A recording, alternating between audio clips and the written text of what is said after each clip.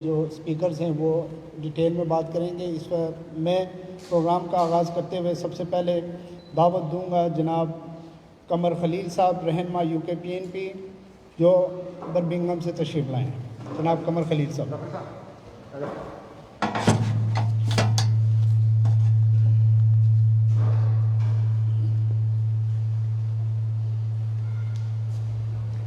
Thank you very much Asif صاحب۔ جناب صدر تقریب، مہمان خصوصی، ہال میں بیٹھے تمام معززین اکرام، السلام علیکم۔ آج کا جو موضوع ہے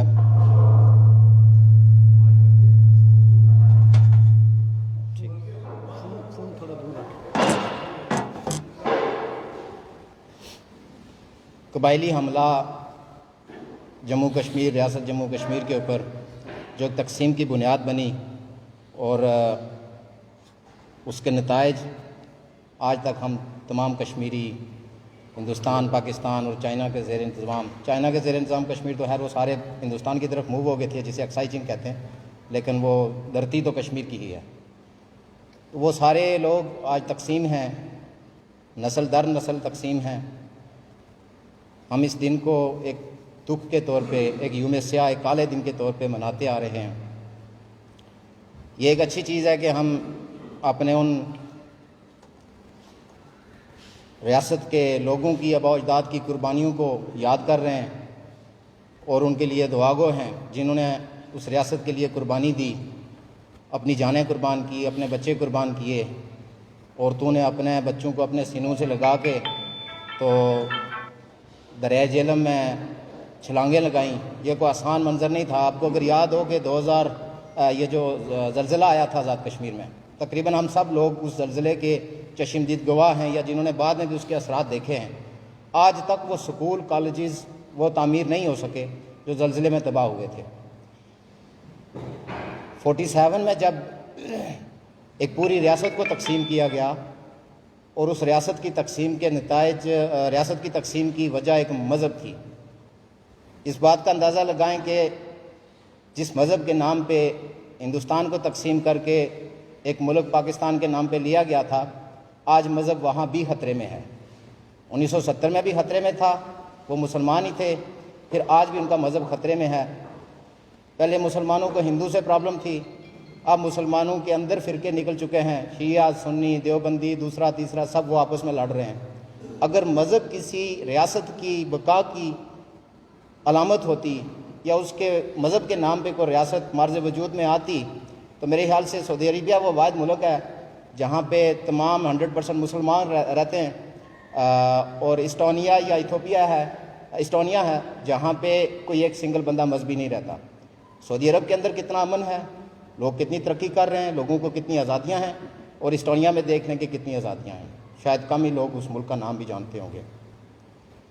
مذہب کسی ریاست کی بقا کی کوئی علامت نہیں ہے، نہ ہی مذہب کے نام پہ کوئی ریاست بنائی جا سکتی ہے۔ اگر صرف ایک ریاست کا مذہب کوئی ایک ہو جائے گا تو اس کے اندر رہنے والے باقی لوگ اس ریاست کی اصلاحات سے، اس ریاست کی وہ جو ماں والی اہمیت ہے اسے متاثر ہوں گے، اور انہیں وہ حقوق، وہ چیزیں نہیں مل سکیں گی، اور ایک وقت ایسا آئے گا کہ پھر وہ لوگ اپنی ریاست کے اپنے ایک علیحدگی کی بات کریں گے۔ ریاستیں ہمیشہ انصاف اور قانون کے اوپر چلتی ہیں۔ جب 1949 میں قرارداد مقاصد پیش کی گئی تھی تو کچھ ایسے رہنما تھے جنہوں نے کہا تھا کہ بھئی پاکستان ہم نے اس لیے نہیں حاصل کیا تھا، تو لیاقت علی خان صاحب کا جملہ تھا کہ جی اسلام سب سے زیادہ حقوق دیتا ہے، غیر مسلموں کو سب سے زیادہ حقوق دیتا ہے۔ وہ کتنے ملے ہم سب دیکھ رہے ہیں آج تک۔ تو قبائلی حملے میں ہمارے جو لوگ یہاں سے موو ہو کے ہندوستان کی طرف گئے، ہندوستان والے کشمیر میں گئے، ان کے اوقات کار چیک کر لیں، ان کی ایجوکیشن چیک کر لیں، ان کی ہیلتھ چیک کر لیں، ان کا لٹریسی ریٹ، ہندوستان میں رہنے والے جو ہندوستان میں سری نگر میں، جموں میں، لداخ میں انفراسٹرکچر چیک کر لیں، وہ ہم سے بہت زیادہ آزاد ہیں، وہ ہم سے بہت زیادہ ایڈوانس ہیں۔ ان کی ایجوکیشن دیکھ لیں، ان کی مشینری انڈسٹری دیکھ لیں، ایون کہ مہاراجہ کے دور میں جو اصلاحات ہوئی تھی اس کے بھی فائدے انہوں نے بہت حاصل کیے۔ شیخ عبداللہ صاحب نے جو قربانیاں دی، اس کے بعد میں جو ہندوستان کا نعرہ لگاتے تھے کہ ہم ہندوستانی ہیں، انہوں نے ہندوستان کا وہ نعرہ لگا کے تو ہندوستان سے بہت سارے مفادات حاصل کیے، اپنے لوگوں کے لیے مفادات، روڈیں بنائی، بہت سارا کچھ کیا۔ آزاد کشمیر والوں نے کیا کیا؟ گلگت والوں نے کیا کیا؟ جس ریاست جموں کشمیر میں 1934 میں ایک اسمبلی موجود تھی، لوگوں کے نمائندے چوز کیے جاتے تھے، اس ریاست کے ایک حصے جسے آزاد کا نام دیا گیا، 1970 تک الیکشن ہی نہیں ہوئے۔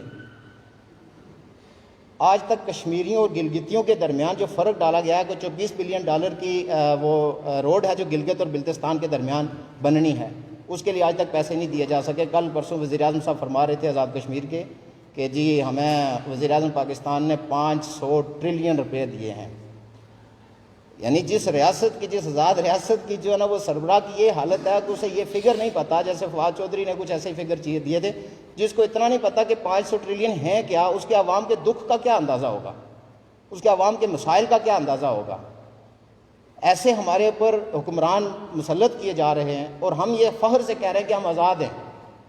اگر آپ مظفر آباد سے بیٹھ کے یا پاکستان سے بیٹھ کے سری نگر والوں کے لیے جتنی ہم نے آواز اٹھائی ہے، انہوں نے اس کے فائدے بہت حاصل کیے ہیں۔ انہوں نے کبھی ہمارے منگلا کا، گلگت کا، نیلم جیلم کا، جتنے بھی ایشو ہمارے آئے، کبھی ایک سنگل آواز سری نگر سے نہیں نکلی۔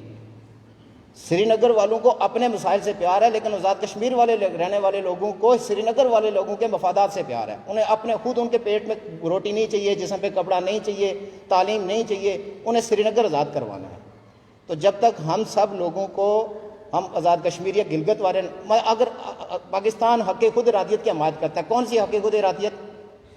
جو علاقے پاکستان کے ساتھ مشروع ہے، علاقے پاکستان سے ہٹ کے کسی طرح کی حق خود ارادیت پاکستان کو منظور نہیں ہے۔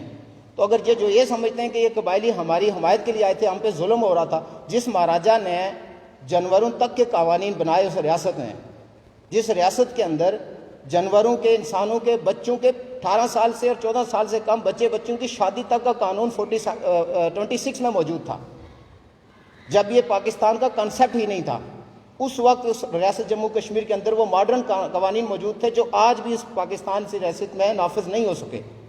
ہمارے پاس وہ بنیادی چھوٹے چھوٹے قوانین، سماجی مسائل کے قوانین، عورتوں کے اغوا کے اوپر 1000 روپیہ جرمانہ رکھا اور 1 سال قید رکھی کہ جو عورتوں کا اغوا کر کے لے کے جائے گا۔ سکولوں کی تعداد میں اضافہ کیا، رستوں کو، جانوروں کے، انسانوں کے رستوں کو سرکار کی ملکیت میں دیا، تاکہ کوئی شخص یہ نہ کہے کہ یہ میری زمین ہے، میں یہاں سے فلاں بلادری کو یا فلاں مسلک کے بندے کو میں رستے کی اجازت نہیں دوں گا۔ ریاست ایک ماں کی صورت میں ہو کے یہی کام کرتی ہے، اس کے قوانین بناتی ہے، اس کے اوپر عمل ہوتے ہیں، لیکن عمل کرنے کی شاید مہلت ہی نہیں دی گئی۔ اس شخص کے اوپر الزام لگائے کہ وہ ہندو تھا، اگر وہ مسلمان ہوتا تو شاید اس کے مقبرے بھی ہوتے، آج عرس بھی ہوتے، اس عرس کے اوپر ہم جو ہے نا وہ سال میں 1 دن کیا 3 دن ہم اس کے سیلیبریٹ بھی کرتے، لیکن وہ اس کا قصور یہ تھا کہ وہ ہندو تھا، ٹھیک ہے، اس لیے ہمیں اس کی اصلاحات سے، اس کی ہر چیز سے پیار ہے۔ دوسرا ایک میرا سوال ہے ہم تمام کشمیریوں کے لیے، نیشنلسٹوں کے لیے جو کشمیر کے لیے ریسرچ کرتے ہیں، اگر ہم 16 مارچ 1846 کی ٹریٹی کو نہیں مانتے تو پھر ہمیں ریاست جموں و کشمیر پوری ریاست کا ثبوت کیا ہے، وہ بیس کیا ہے، وہ ایویڈنس کیا ہے جس کے اوپر ہم یہ کہتے ہیں کہ ہم ریاست جموں کشمیر حاصل کریں گے یا مہاراجا ہری سنگھ کی باقیات والی وہ ریاست حاصل کریں گے؟ تو ہمارے پاس کیا ثبوت رہ جاتا ہے؟ کوئی بیس بھی ہوتی ہے، کسی ریاست کی کوئی بیس ہے۔ پاکستان کی بیس 2 قومی نظریہ ہے، تو اگر جموں کشمیر کی ایک بیس تھی، 1846 سے پہلے کو کشمیر ایک ریاست نہیں تھی، جموں کشمیر کوئی ریاست نہیں تھی، علیحدہ علیحدہ سے ریاستیں تھیں، چھوٹی چھوٹی راجواڑے تھے۔ تو اگر کسی شخص نے بنائی ہے، آپ اس شخص کو نہ مانیں، اس ریاست کو تو مانیں۔ اگر آج اس ریاست کو ماننے پہ آ گئے تو کل اس شخص کو بھی آپ اس ریاست کا بانی ماننے کے لیے تیار ہو جائیں گے۔ لیکن یہ اپنے دماغوں سے یہ نفرت نکال کے ذرا سا سوچیں اس بات کو کہ 1846 والی ریاست نہیں چاہیے تو 4 اکتوبر والی یا 24 اکتوبر والی چاہیے؟ کیا وہ پوری ریاست ہے؟ تو اگر آپ کو 16 مارچ والی ریاست نہیں چاہیے تو اس کا مطلب ہے کہ ہم کسی دوسرے کے دیے ہوئے جملے اپنے منہ سے ادا کر رہے ہیں، ہمیں ریاست کے اس کنسیپٹ کا ہی نہیں۔ یا کو اگر میں غلط ہوں، میں تاریخ اتنے نہیں جانتا، لیکن ہمارے اکابرین یہاں پہ بیٹھے ہیں، وہ ہمیں بتا سکتے ہیں کہ اگر اس کے بعد یا اس سے پہلے کی کوئی ایسی بیس ہے جس کے اوپر ہم ریاست کی یونٹی کا کلیم کر سکتے ہیں، یا جن کی بارڈرز کو بتا سکتے ہیں کہ بارڈر کون سی ہیں اور کس ریاست کا، اس کا پرچم کیا ہے، اس کی کرنسی کیا ہے، اس کے معاملات کیا ہیں، اس کے سبجیکٹس کیا ہیں، وہ ساری چیزیں ہمیں بتا، لیکن اس کے پہلے ایسی کوئی ہمیں ملتی نہیں ہے۔ اور جو گلاب سنگھ نے ظلم کیے ہوں گے، رنبیر کی ظلم کیے، 1885 میں جموں کشمیر کے راجے، آئی تھنک رنبیر کپور تھا جموں کشمیر کا راجہ، پنجاب یونیورسٹی جب بن رہی تھی تو 3 لاکھ روپے گرانٹ کیے تھے۔ ریاست کے اندر اتنے وسائل تھے، لوگوں کے لیے اتنے وسائل تھے کہ دوسرے کسی کے لیے ایجوکیشن کے لیے آپ آج آزاد کشمیر کا ایجوکیشن کا بجٹ اٹھا کے دیکھیں، جو ریاست 1885 میں یونیورسٹی بنانے کے لیے اتنا بڑا بجٹ دے رہی تھی، اور اس کے مقابلے میں دوسری جو 1947 میں ریاست بنی، اس نے 3 لاکھ روپے قبائلیوں کو گرانٹ کیے کہ جاؤ جا کے کشمیریوں کو لوٹ کے آؤ۔ جن کشمیریوں نے کل ہماری یونیورسٹی بنائی تھی اس کے لیے پیسے دیے تھے، اسی مہاراجا نے دیے تھے، وہی ہندو تھا، اسی ریاست کا سربراہ تھا، وہ پیسے پیارے تھے۔ آج کے پیسے جو 47 میں دیے گئے اور 3 لاکھ روپے گرانٹ کر کے ان کے اوپر ظلم و ستم جا کے ان کو لوٹ کے لاؤ۔ ہماری عورتیں فخر سے، کل پرسوں BBC کی ایک رپورٹ میں دیکھ رہا تھا، ایک بندہ افغانستان میں موجود ہے، غزنی میں، وہ یہ کہہ رہا ہے کہ میں جب واپس آیا تھا تو میں اتنی عورتیں ساتھ لے کے آیا تھا۔ یہ کہہ رہے ہیں کہ ہمارے پاس ایویڈنس نہیں کہ ہماری عورتیں ایبٹ آباد اور پشاور کے کیمپوں میں بکی ہیں۔ ذرا سوچیں، میں زلزلے میں راولپنڈی میں تھا تو ایک ٹرک بھر کے آیا تھا مظفر آباد سے عورتوں کا، سیالہ کے قریب، ہم دوست تھے کچھ تو ہم نے دیکھا۔ میں اس منظر کو آج تک نہیں بھلا سکتا کہ وہ بچیاں، وہ ہماری بہنیں جو یونیورسٹی میں پڑھنے گئیں، ان کے کیا کیا خواب ہوئے ہوں گے، وہ ان کے والدین نے زیور زمینیں بیچ کے اپنی بچیوں کو پڑھایا ہوگا، اس مقام تک ماسٹر تک پہنچایا ہوگا۔ آزاد کشمیر میں بچوں کو ماسٹر تک پہنچانا آسان بات نہیں ہے۔ جب ان کی عزتیں تار تار ہوئیں، جب ان بچیوں کو جا کے سیل کیا گیا تو ان پہ کیا گزری ہوگی؟ ذرا امیجن کریں اس چیز کا کہ ہمارے بھی بچے ہیں، کل یہ عذاب دوبارہ بھی آ سکتا ہے، کچھ بھی ہو سکتا ہے۔ تو اگر ہم آج اچھے کپڑے پہنتے ہیں، کھانا کھاتے ہیں، ایک اچھے مقام پہ موجود ہیں، تو اگر ہم اپنے لوگوں کے لیے آواز نہیں اٹھائیں گے تو ان بیچاروں کے اوپر تو صبح شام کے ظلم چل رہے ہیں، وہ کیسے بولیں گے؟ آج آپ دیکھیں گے پاکستان فوج جا کے وہ اچھی اچھی جگہوں پہ، پونچھ میں، مظفر آباد میں، نیلم میں، شارجہ میں قبضے کر رہی ہے، لیکن ہمیں یہاں تک وہ میڈیا چینل بتاتا ہے، کوئی بھی نہیں بتاتا۔ ہم اتنے آزاد ہیں کہ ہمارے پاس کوئی ایک میڈیا بھی نہیں ہے جو بتا سکے۔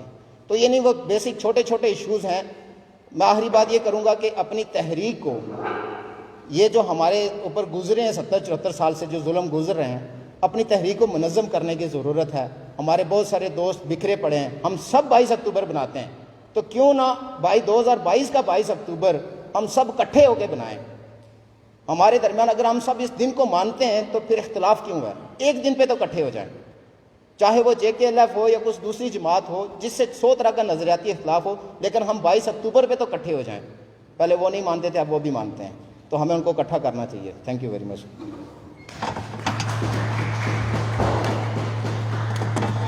بہت بہت شکریہ۔ یہ تھے قمر خلیل صاحب، رہنما UKPNP برمنگھم سے۔ اب میں دعوت دوں گا کیونکہ ٹائم بھی ہمارے پاس بہت شارٹ ہے اور اسپیکرز کافی ہو چکے ہیں، تو جناب آفتاب صاحب، لیڈر رہنما UKPNP برمنگھم سے۔